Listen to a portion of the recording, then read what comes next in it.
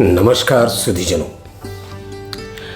सुधीजनों, आज मैं आपसे कुछ विशेष बात करने के लिए मुखातिब हो रहा हूं। लेकिन इसके पहले कि मैं अपनी बात आपके समक्ष रखूं, मैं आपसे यह कहना चाहूंगा कि सुनने के लिए किसी भी व्यक्ति की बात को कुछ आवश्यक शर्तें होती हैं। पहली आवश्यक शर्त है कि जब कोई व्यक्ति बोल रहा हो तो सुनने वाले के मन में बोलने की प्रक्रिया बंद होनी चाहिए। कोई प्रतिक्रिया अगर उठ रही है तो निश्चित तौर पे आप सुन नहीं रहे हैं, बल्कि जो कुछ कहा जा रहा है उसका प्रति उत्तर आपको परेशान कर रहा है। तो ये तो सुनने के संदर्भ में मैंने आपसे कहा कि यदि आपको किसी की बात सुननी है तो पहले खुद अपने मन के अंदर बोलने की प्रक्रिया को बंद करनी होगी। तो आज मैं जिन दो विषयों पे आपसे बात रखने के लिए आया हूं, उन पे बड़ी बेबाकी से अपनी बात रखूंगा, बिना लाग लपेट के अपनी बात रखूंगा, लेकिन आपसे ये अनुरोध जरूर करूंगा कि आप उस पे खुले दिमाग से विचार करेंगे। और अगर मेरी बातें गलत हैं, तर्कपूर्ण नहीं है, तो आपको मेरी बातों पे प्रतिक्रिया देने का भारतीय संविधान के अंतर्गत पूरा का पूरा इजाजत है। तो वो दो विषय जिसके ऊपर मैं आज अपनी बात रखूंगा, उसमें पहला विषय यह है कि आज पूरा का पूरा देश इस बात को लेकर काफी चिंतित है कि शुक्रवार के दिन जुमे के नमाज के बाद पत्थर लेके इतने लोग सड़कों पे कैसे आ गए। क्या भारतवर्ष के अंदर यह कोई नया ट्रेंड प्रारंभ हो रहा है? क्या यह एक नई शक्ति प्रदर्शन की तैयारी है? क्या यह गवर्नमेंट को दबाव में लाने का एक तरीका है? तो पहले इस विषय पे बात करेंगे। और दूसरा विषय, थोड़ी बातें इस्लाम के संदर्भ में। तो आइए पहले विषय को उठाते हैं। नहीं, बिल्कुल कोई नया ट्रेंड नहीं है जुमे की नमाज के बाद पत्थरबाजों का सड़कों पे आना, संपत्तियों का नुकसान करना और पुलिस वालों पे पत्थर चलाना। यह शुरुआत कहां से है, जरा इसको समझें आप। देश आजाद होता है 1947 में, और उस आजादी की कीमत पूरे देश ने चुकाई, देश को दो भागों के विभाजन के रूप में। आखिर विभाजन क्यों हुआ?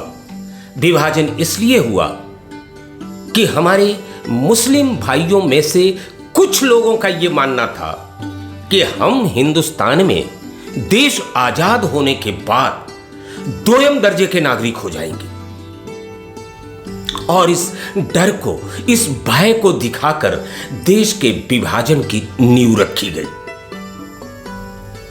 अब तीन तरह के लोग उस वक्त तैयार हुए इस विभाजन के संदर्भ में। नंबर 1, जिन्होंने अपने आप को देश विभाजन के बाद एक नए राष्ट्र पाकिस्तान में जाके स्थापित कर लिया। और बिल्कुल सही आप सोच रहे हैं, उसमें मुसलमान भी थे, उसमें हिंदू भी थे, अन्य धर्मावलंबी भी थे। मुसलमानों की एक दूसरी जमात भी थी जिसने यह तय किया कि हम इस देश की मिट्टी में पैदा हुए हैं, इस देश की मिट्टी में ही हम मरेंगे, यही हमारा मादरे वतन है, जीना इसी के लिए है, मरना इसी के लिए है, लिहाजा उन्होंने हिंदुस्तान को नहीं छोड़ा। लेकिन हिंदुस्तान में एक तीसरा तबका भी था जिसे यहां के मुसलमान स्वीकार करें या न करें, लेकिन नंगी सच्चाई यही है जो मैं आपसे कहने जा रहा हूं, जो रह तो रहे थे हिंदुस्तान की सरजमी पे, लेकिन जिनकी वफादारी पाकिस्तान के प्रति थी। माना यह संख्या कम थी, लेकिन यह नकार नहीं सकता मैं कि यह संख्या हिंदुस्तान में नहीं थी। तो क्या देश विभाजन के साथ वो समस्याएं समाप्त हो गई मुसलमानों की? नहीं, देश विभाजित होते ही समस्याओं ने नए रूप धारण करने प्रारंभ कर दिए। जम्मू कश्मीर पाकिस्तान का हिस्सा होगा या हिंदुस्तान का, यह नए विवाद की शुरुआत थी देश की आजादी के बाद। और इसके लिए आप याद कीजिए 1948 में कबायलियों का साथ लेकर पाकिस्तान ने जम्मू कश्मीर पे हमला कर दिया। और उस समय के जम्मू कश्मीर के राजा हरि सिंह के पास वक्त नहीं था इस डिसीजन को लेने का कि हम पाकिस्तान के इस हमले का जवाब दें या अपने को स्वतंत्र रियासत बना के जिंदा रहें या अपनी स्वतंत्र रियासत की स्थिति भी बनी रहे और हम पाकिस्तान के हमले से भी बाहर निकल जाए। इस निर्णय को लेते हुए धारा 370 के अंतर्गत महाराज हरि सिंह ने भारत के साथ विलय कर लिया। तो अगर देखा जाए तो स्वीकारोक्ति तो भारत के साथ थी। क्या पाकिस्तान ने स्वीकार किया? नहीं स्वीकार किया। और यहीं से वो विवाद चल रहा है जिसकी बुनियाद आज भी है। आप माने या न माने, मैं आपको बताता हूं कैसे। लगातार कश्मीर को लेने की प्रक्रिया में पाकिस्तान ने वो सारे उपक्रम किए जो वो अपने सामर्थ्य के अनुसार कर सकता था। और आखिर सब्र की भी एक इंतहा होती है। जब 1962 में खुला एलानिया जंग की उद्घोषणा की पाकिस्तान ने, तो भारत ने वो करारा सबक सिखाया कि 1962 के युद्ध के समय पूरी की पूरी इंडियन आर्मी लाहौर की सड़कों पे थी।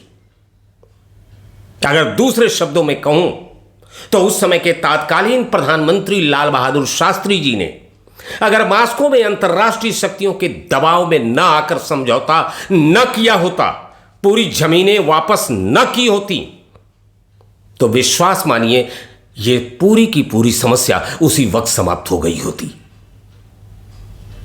मेरा अपना आकलन है, मेरा अपना सोच है। इससे इत्तेफाक रखना और न रखना यह आपके ऊपर निर्भर करता है। मेरी अपनी सोच है कि लाल बहादुर शास्त्री जी को चाहिए था कि खुलेआम एलानिया वो पाकिस्तान से उस वक्त कहते कि पाकिस्तान के ऊपर तुम्हारा कोई दावा नहीं है, तुम इन राइटिंग लिख के दो, वरना हम लाहौर में बैठे हुए हैं, पाकिस्तान की 1 इंच जमीन हम नहीं छोड़ेंगे। और घुटनों के बल पाकिस्तान बैठा हुआ नजर आता। बैठा हुआ नजर तो वो ताशकंद समझौते के समय में भी आ रहा था। पूरी चालबाजियों के साथ पूरे अंतर्राष्ट्रीय जगत में उसने अपनी स्थिति को बनाया और पूरी जमीन भी वापस ले ली। हिंदुस्तान के तमाम सैनिकों की शहादत आज भी इस प्रश्नवाचक चिन्ह के घेरे में है कि आखिर जब हमने लाहौर तक युद्ध करके पहुंचने का अपना मंसूबा पूरा कर लिया, तो ये जमीन जब वापस हुई तो उन शहीदों की शहादत का क्या मतलब? ऐसे सवाल तो राष्ट्र में उठते रहते हैं, लिहाजा इस विषय के ऊपर मैं बहुत आगे नहीं जाऊंगा। तो क्या पाकिस्तान सुधर गया? नहीं साहब, अब तो एक नई स्थिति की शुरुआत हुई। और जिस स्थिति की शुरुआत हुई वो आज की तारीख में आपको हिंदुस्तान में उसका लघु रूप दिखाई दे रहा है। जम्मू कश्मीर की मस्जिदों में तकरीरें होने लगी। किसके खिलाफ? काफिरों के खिलाफ, हिंदुस्तान के खिलाफ। और फिर मस्जिदों से निकलकर हिंदुस्तान के फ्लैग को जलाना, हिंदुस्तान के खिलाफ नारेबाजी करना, पाकिस्तान के फेवर में नारेबाजी करना, यह जम्मू कश्मीर में आम सी स्थिति हो गई। आपको सुधीजनों याद आ रहा होगा। लेकिन जब पाकिस्तान ने देखा कि इन हथकंडों से भी अब काम नहीं बनने वाला है, तो उसने आतंकवाद का सहारा लेना शुरू कर दिया। हिंदुस्तान के किसी एक शहर में बम विस्फोट तो कभी दूसरे शहर में बम विस्फोट, जम्मू कश्मीर के अंदर तो बम विस्फोट की श्रृंखलाएं प्रारंभ हो गई और आखिरकार सब्र का पैमाना छलका और एक बार फिर भारतवर्ष की उस समय की तत्कालीन प्रधानमंत्री श्रीमती इंदिरा गांधी ने पाकिस्तान की राजनैतिक परिस्थितियों का फायदा उठाते हुए बांग्लादेश नामक एक नए राष्ट्र का अभ्युदय कर दिया। यह सीधे सीधे पाकिस्तान का विभाजन था जो चूक 1965 में हुई थी, उसकी पूर्ति किया श्रीमती इंदिरा गांधी ने। और जाहिर सी बात है पाकिस्तान की बौखलाहट चरम सीमा पे पहुंच गई और पाकिस्तान अच्छी तरह इस बात को समझ लिया कि हम प्रत्यक्ष युद्ध करके भारत से नहीं निपट सकते, आतंकवादी घटनाओं के द्वारा हम भारतवर्ष से नहीं निपट सकते, लिहाजा वो गुरिल्ला वार पे आ गया। गुरिल्ला वार क्या है? मारो और भागो। और फिर याद कीजिए 1971 के बाद 1990 का वो नरसंहार जिसमें कश्मीरी पंडितों को टारगेट करके किलिंग किया जाने लगा। कश्मीर से उनको पूरा का पूरा कश्मीर छोड़ के भागने की बात होने लगी।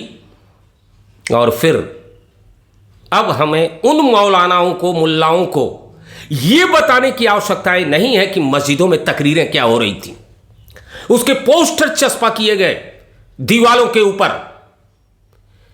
कि आप पूरे कश्मीर को छोड़ दें, अपनी बहन बेटियों को छोड़कर यहां से निकल जाएं।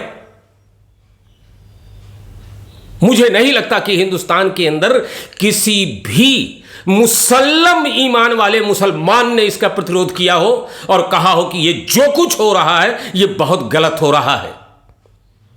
हम मस्जिदों में खुदा की इबादत के लिए इकट्ठा होते हैं, न कि हम किसी को मरने मारने की तकरीर करने के लिए।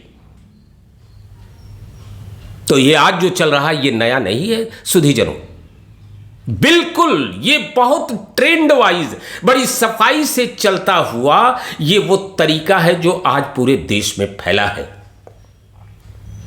फिर आती है एक नई सरकार और उस सरकार ने खुला हाथ सेना को दिया और कहा ऑपरेशन ऑल आउट के तहत घाटी के अंदर जो भी देश के बरखिलाफ बंदूक उठाएगा हम उसकी खोपड़ी में गोली मारेंगे।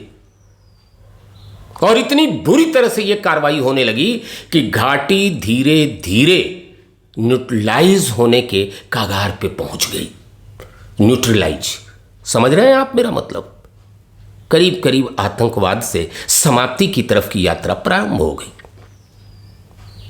और अब पाकिस्तान को ऐसा लगा कि हमारा ये टारगेट भी गुरिल्ला वार वाला नाकाम हो गया। तो अब वर्तमान में जो चीजें चल रही हैं सुधीजनों, वो है कश्मीर में टारगेट किलिंग। टारगेट किलिंग का मतलब अब एक व्यक्ति को मारो और भाग जाओ। ये सब बड़े सिस्टमेटिक ट्रेंड बदले जा रहे हैं। भारत ने सर्जिकल स्ट्राइक तो किया, लेकिन वो इतना असरकारी अभी नहीं है जिससे कि पाकिस्तान की कमर टूटे। कूटनीतिक प्रयास किया, मगर वो इतना अभी नहीं है कि पाकिस्तान की कमर टूटे। मैं यहां फिर एक बात कहना चाहूंगा, मेरी बातों से मुतासिर होना न होना वो आपकी विषय वस्तु है, लेकिन मेरा यह मानना है कि अगर एक भी व्यक्ति की टारगेट किलिंग J&K के अंदर होगी तो भारत सरकार को पाकिस्तान के ऊपर मिसाइल अटैक करना चाहिए। हर 15 दिन पे मिसाइल अटैक हम करेंगे जब तक तुम अपनी हरकत नहीं बंद कर दोगे, क्योंकि हम सक्षम हैं अंतर्राष्ट्रीय लेवल पे और तुमसे निपट लेने में। अगर आपने ऐसा नहीं किया तो निश्चित तौर पे ये रोग और जख्म आगे बढ़ता जाएगा जो वर्तमान में आपको दिखाई दे रहा है। अब यहां पे मैं वापस आना चाहता हूं। कश्मीर का जो सारा ट्रेंड फेल हो गया, अब पाकिस्तान ने उसे पूरे हिंदुस्तान में फैलाने की तैयारी की। और आप देखिए, शुक्रवार का दिन खुदा की इबादत का दिन है और उस दिन हो क्या रहा है? मस्जिदों में तकरीरें हो रही हैं, बाहर तकरीरें हो रही हैं और मस्जिद से बाहर निकल के एक पथराव का ट्रेंड पूरे देश में फैलाया जा रहा है। तोड़ तो सरकार ने इसका भी निकाला, जिसके हाथ में दिखेगा पत्थर उसके मकान को कर देंगे जमींदोज। उनके साथ वही कार्रवाई हम निपटेंगे जो देशद्रोहियों के साथ निपटते हैं। ये तमाम चल रहा है, लेकिन मैं सिर्फ इतनी बातें इसलिए आपको बताने के लिए आपसे मुखातिब हुआ कि ये नया ट्रेंड नहीं है, चौंकिए मत। यह सब होता रहा है। क्या जम्मू कश्मीर की मस्जिदों में तकरीरें नहीं होती? पूछिए हिंदुस्तान के किसी भी मौलाना और मौलवी से कि क्या मस्जिदों में भड़काऊ तकरीरें नहीं होती। एक एग्जाम्पल कोई आप दे दें मुझको, जब मंदिरों में इस तरह की तकरीर हुई हो और भीड़ ने बाहर निकल के पथराव किया हो। और कमाल का ट्रेंड देखिए, पथराव में मारा किसको जा रहा है? पुलिस को। पुलिस को क्यों मार रहे हो भाई? पुलिस तो तुम्हारी सुरक्षा के लिए और बाकी लोगों की सुरक्षा के लिए भी है। लेकिन नहीं, हिंदुस्तान की कानून व्यवस्था को धता बताना है, अंतर्राष्ट्रीय लेवल पे हिंदुस्तान को बेइज्जत करना है, और फिर उसके बाद एक वो तबका पूरे देश के अंदर खड़ा करना है जो हिंदुस्तान के संवैधानिक मानसिकता में फिट नहीं बैठता, जो शरीयत की बातें बहुत जोर शोर से कर रहा है। यह पहला विषय था जिसके ऊपर मैंने बात रखी। आप समाधान की अगर बात सोच रहे हैं तो निश्चित तौर पे भारत सरकार इस दिशा में कार्य कर रही है। वह एक लंबा विषय है कि क्या वो कर रही है और क्या करने वाली है, क्या सोच रही है, इसका वैचारिक मंथन फिर कभी होगा। अब आइए मित्रों, सुधीजनों, थोड़ा सा इस्लाम के ऊपर चर्चा कर लेते हैं। और इस विषय पे जो कुछ मैं कहूंगा पूरे होशो हवास में वो बातें रखूंगा। बस आपसे गुजारिश है कि थोड़ा इन सारी बातों को आप उस परिप्रेक्ष्य में देखने का प्रयास कीजिएगा जहां तर्क की कसौटी हो।